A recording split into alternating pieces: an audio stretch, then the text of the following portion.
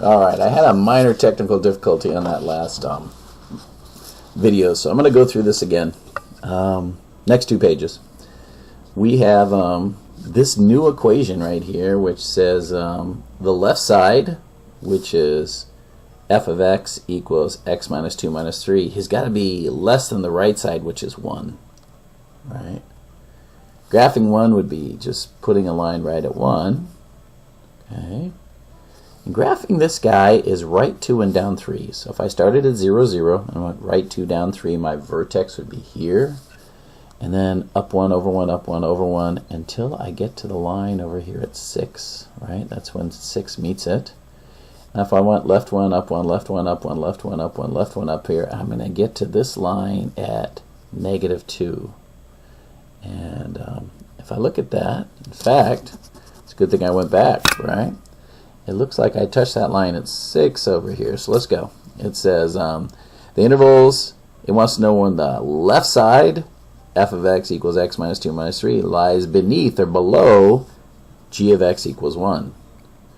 So this lies below the graph of g of x equals 1 between negative 2, right? At least starting at negative 2. Really not right at negative 2. All the way to 6. And again, not right at 6. So the solution of it is x is greater than negative 2 and x is less than 6. So the second I'm greater than negative 2, I'm underneath the line all the way up until I'm at 6, but not quite at 6, right?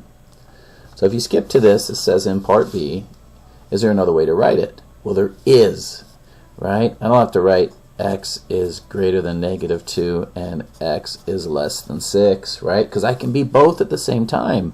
So we can save ourselves an x when we write that. Your pencil lead will thank you. Negative 2 is less than x, which is less than 6. All right? Now, suppose we wanted to be greater than.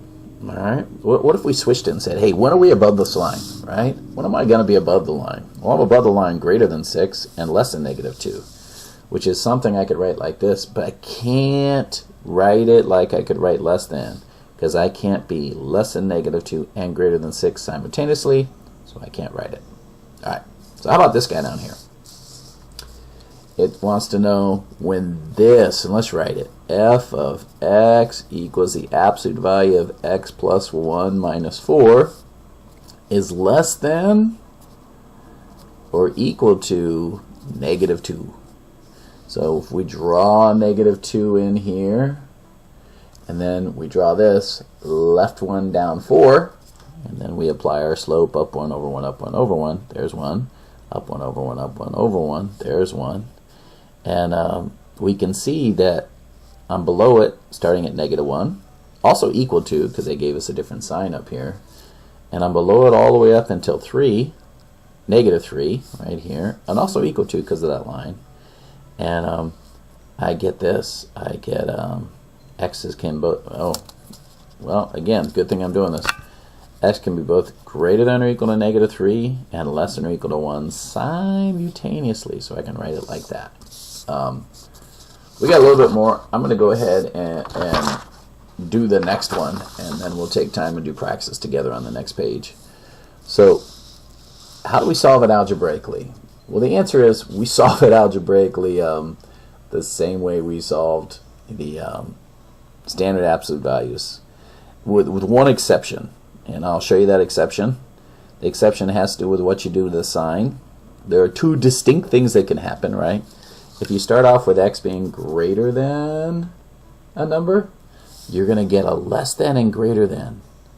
If you start with x being less than a number, you're going to get that conjunction, that and statement where x can be both less than a number and greater than a number. And go ahead and look through this on your own. There's one solution. But we're going to solve b really quick. So if I was going to do this, I would add 10. All right. If I add 10 to negative 2, I get 8. And then it's time to switch it, right? Just like absolute values, we're going to write negative 8 and positive 8.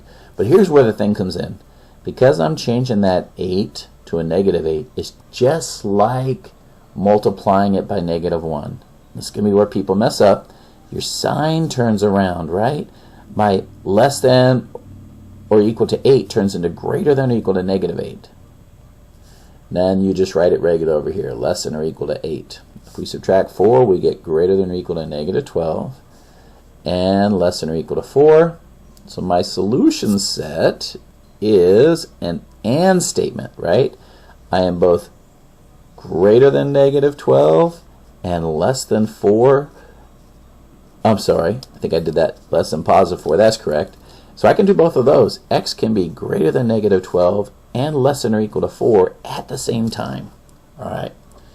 So I'm going to take the reflect out of this one. We'll talk in class on stuff regarding this anyway. And I'm going to pause it here, and when we come back, we have 2 more, including some practices like this. So make sure we do the video. You could try the practice without me and see if you did it right. Talk to you soon.